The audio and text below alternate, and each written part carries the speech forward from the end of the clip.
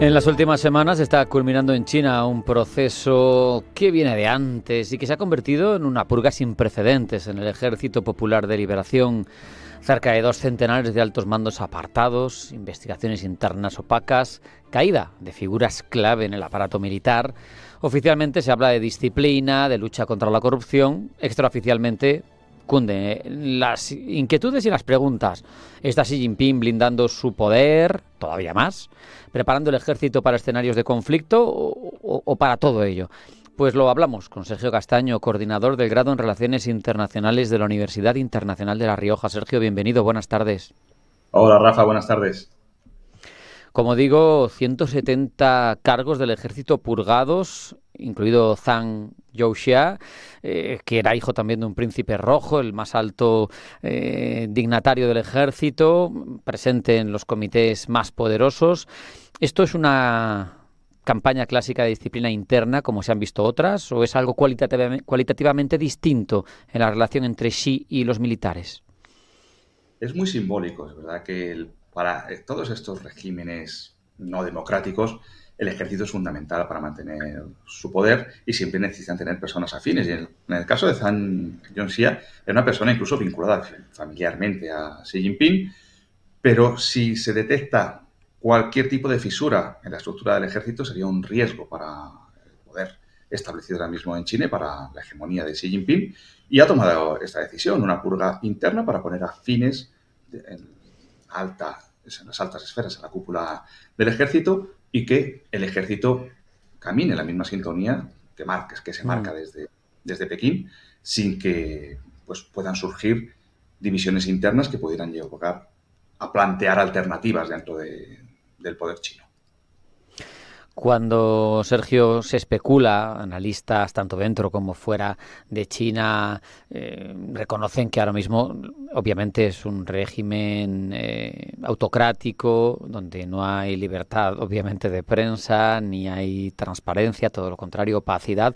Pero se ha llegado a hablar de que si se habían filtrado datos de sus armas nucleares, de que si hay conspiraciones internas. Al final, el poder en China parecía o parece muy atado por Xi Jinping, sobre todo por sus reformas constitucionales, su eliminación de límites de mandatos, etcétera. ¿Qué nos deja ver este episodio? ¿Podemos intuir si hay algo de verdad en esas presuntas filtraciones o si es simplemente, pues bueno, la forma de operar de este nuevo timonel, que no sé ya qué tamaño ponerle al timonel Xi Jinping? La opacidad china nos impide saber realmente lo que pasa dentro del país. Lógicamente, no todo el mundo está con su líder. Yo he tenido la suerte de visitar China el año pasado. Es muy difícil poder entablar conversaciones más allá de cuestiones básicas, más allá de la economía. Lo que le preocupa a los chinos principalmente es la economía, y es que la ausencia de libertad de prensa, el desconocimiento que tienen de lo que sucede en otros lados del mundo, la limitación de Internet. Uno llega a China y si no compra una tarjeta SIM virtual, no tiene acceso a Google, no tiene acceso a ninguna de las aplicaciones que utilizamos regularmente en el resto de países occidentales, y esto hace muy difícil acceder a la información. Pero claro, la imagen de unidad que se traslada del régimen no puede ser tal con todos los millones de chinos que viven en el país, y filtraciones pueden existir. Es difícil también llevar a cabo filtraciones con ese control que se tiene exhaustivo, no solo del manejo de la información, sino de cada uno de los movimientos. Cuando uno se mueve por China, simplemente al montar en un tren hay que pasar, los chinos pasan su tarjeta de identidad, los extranjeros pasamos el pasaporte, por lo que se controlan todos los movimientos. Pero a pesar de ello, puede haber personas que sean contrarias a Xi Jinping y que se hayan manifestado dentro del ejército, que incluso pues hayan podido colaborar con alguna otra potencia, pero no lo vamos a saber nunca por esa opacidad del régimen chino.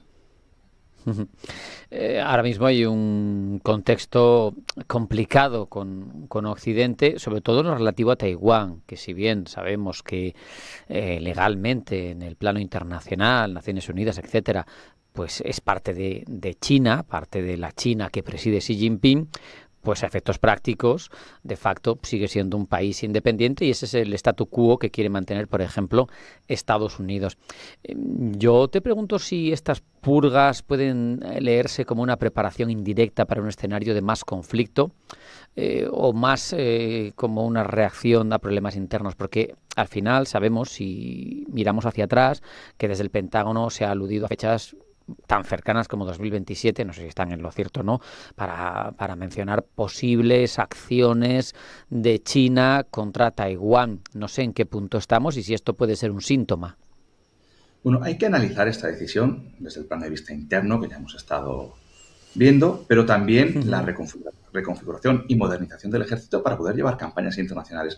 Y para China, Taiwán no es una campaña internacional, pero sí que tiene un impacto directo sobre las relaciones con otros países, sobre la geopolítica. Está claro que el gran objetivo de China es integrar Taiwán de forma plena en su estructura actual, pero ahí está ese acuerdo, esa ley de relaciones con Taiwán, firmada por Estados Unidos, que no le compromete a una presencia militar, pero sí a una ayuda militar que frena cualquier tipo de iniciativa desde China. Pero los chinos lo están demostrando en las últimas décadas como son pacientes y esperan el momento oportuno para llevar a cabo estas operaciones. Y puede ser que Xi Jinping, después de lo que ha sucedido en Venezuela, la reacción de China en Venezuela ha sido muy tibia. Yo esperaba una posición un poco más hostil respecto a la acción militar llevada a cabo por Estados Unidos en Venezuela, sin embargo ha sido muy tibia. Y esto podría ser un pretexto para decir, bueno, si no hemos nosotros intervenido en Venezuela, que Estados Unidos tampoco intervenga en una posible acción de China en Taiwán. Para eso se necesitaba tener mandos en el ejército fieles que apoyaran la decisión que pueda tomar Xi Jinping de llevar a cabo una acción militar en Taiwán. ¿Esto en qué desembocaría? Pues la verdad que es muy peligroso si China decide actuar en Taiwán, cuál sería la reacción de Estados Unidos, o quizá nos podríamos encontrar con una sorpresa y que Estados Unidos adoptara una posición similar a la que ha adoptado China en Venezuela. Lo dudo, ¿no? Sería un apoyo directo a Taiwán, no con presencia militar efectiva dentro de la isla por parte de Estados Unidos, pero sí un incremento de ayuda militar y se abría un escenario muy preocupante. Por eso yo creo que China está esperando, pero quiere tener todo bien preparado, todo bien atado para, en el momento que considere oportuno, poder actuar en Taiwán, poder llevar a cabo esta acción. Claro, ese análisis que nos has dejado de la reacción china respecto de lo que ha sucedido en Venezuela entraría dentro de una consideración, pregunto, de potencias revisionistas, considerando Estados Unidos como tal, y por tanto con derecho a esferas de influencia. China diría la tuya es América y la mía es Asia, y por eso ahí entraría esa lógica, ¿no? Por eso no habría protestado en esa lógica de potencias revisionistas, teniendo como tal ahora mismo a Estados Unidos, ¿no? Con su política exterior.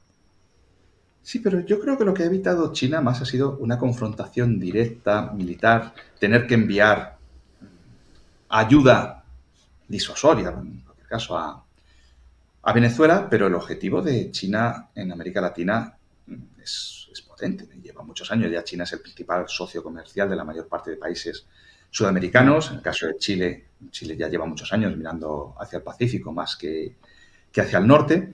Y China tiene importantes intereses en Perú, con el puerto de Chancay. Y lo que también pueda llevar este cambio, la cúpula militar, es a poder desplegar una diplomacia mucho más intensa, no simplemente diplomacia, sino combinar la diplomacia con una presencia militar que pueda disuadir a Estados Unidos de poder hacer lo mismo que ha hecho en Venezuela, por ejemplo, en Cuba. Y es que para China, que ya lleva muchos años trabajando, y esto ha sido una acción conjunta entre Rusia, China e Irán de apoyar a gobiernos afines en América Latina. Ahora ha habido una oleada de cambio en América Latina y muchos de los líderes que se plegaron o que giraron hacia China ya no están, pero un baluarte que era Venezuela, que es Cuba, Nicaragua, que son los países que abrieron la puerta a China, a Irán y a Rusia, hacia América Latina, todavía siguen estando ahí presentes, pero para China es clave ganar influencia, ganar presencia. Para eso necesita tener presencia también militar, disuasoria, no presencia directa, para poder desplegar su tecnología. Hablábamos antes de las aplicaciones que hay en China.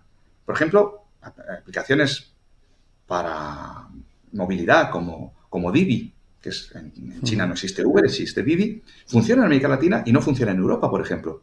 Eso nos permite ver cómo el desarrollo tecnológico de China en América Latina es cada vez mayor, y China pues tiene que plantear, ¿no?, cómo garantizar esa presencia en América Latina, y creo que el despliegue, ya no digo un despliegue militar directo en ningún lugar, pero sí, por ejemplo, en este puerto de Chancay, pues tener una mayor presencia china, y esto requiere de una reestructuración de su cúpula militar. Curioso porque, como tú bien apuntabas, Sergio, la diplomacia en los últimos años, China siempre ha sido, y su capacidad de expansión, más económica que de otro tipo, y ahora pues parece que hay otras variables, aunque para ello ya ha tenido que renunciar a uno de los pocos generales que tenía, como Zhang Youxia, con experiencia en combate, porque hablamos de lo potente del ejército chino, pero tiene muy poca experiencia en combate. Se remontaba a los años 70 con Vietnam, con una guerra que mantuvieron ambos países, con lo que fíjate que poco entrenamiento en condiciones reales tiene el ejército chino, ¿no? Eso también sin duda es un elemento a tener en cuenta. Claro, es que China ha basado toda su estrategia diplomática, toda su estrategia de expansión en un crecimiento económico, en llevar a las empresas chinas a los diferentes lugares del mundo, pero se está dando cuenta de que en el contexto actual, y sobre todo por las iniciativas que está llevando Donald Trump, porque hablamos de Venezuela, pero también Donald Trump está amenazando al régimen iraní, incluso actuó en Irán, el apoyo que lleva dando Estados Unidos a Ucrania todos estos años, aunque ahora pues lo podemos cuestionar, hace ver a China que si no tiene una presencia militar en el mundo, Estados Unidos puede seguir llevando a cabo acciones que debiliten la presencia de China. Y esto es lo que lleva a plantear otra diplomacia y una presencia militar que permita que en determinados contextos, pues lo que comentábamos antes, si Estados Unidos se plantea llevar a cabo una acción sobre Cuba o sobre Nicaragua, que pueda haber tropas chinas que disuadan a estas iniciativas estadounidenses. Sergio, sabemos que el aniversario de la República Popular es 2049, que para entonces esperan tener reunificado Taiwán con el resto del territorio, y sabemos también que, salvo que sea verdad la conversación off the record con Putin y haya cosas que no conocemos de longevidad extendida a 150 años, pues sí, no va a llegar, por lo menos en condiciones normales, hasta 2049. En cualquier caso, para terminar, ¿tú crees que sí quiere dejar un legado contundente que lo pueda poner a la altura de Mao o de Deng, y que por eso quizá esté moviendo tanto el avispero? Bueno, ayer escuchaba una noticia que para 2045 la muerte va a ser opcional, porque ya van a conseguir que vivamos, que tengamos la eterna juventud. Bueno, no sé si llegaremos a eso y si lo tendrá Xi Jinping, pero sí, Xi Jinping se ha convertido en el gran referente, porque aunque fue Deng Xiaoping quien inició la transformación de China, pero desde que hace poco más de 10, 12 años llegó Xi Jinping al poder, es verdad que China se ha convertido en la gran potencia mundial, y Xi Jinping quiere pasar a la historia como ese referente que sitúa a China como la principal potencia mundial, compitiendo ahora mismo con Estados Unidos, pero probablemente en unos años la principal potencia mundial. Y desde luego ahora mismo el concepto técnico de economía en paridad de poder adquisitivo, con su economía más grande que la estadounidense, no olvidemos, en términos absolutos no, pero en paridad de poder adquisitivo sí. Así que, bueno, la pugna está ahí sobre la mesa. Sergio Castaño, coordinador del grado en Relaciones Internacionales de la Universidad Internacional de La Rioja, muchas gracias, un abrazo y hasta la próxima. Muchas gracias, Rafa, hasta la próxima.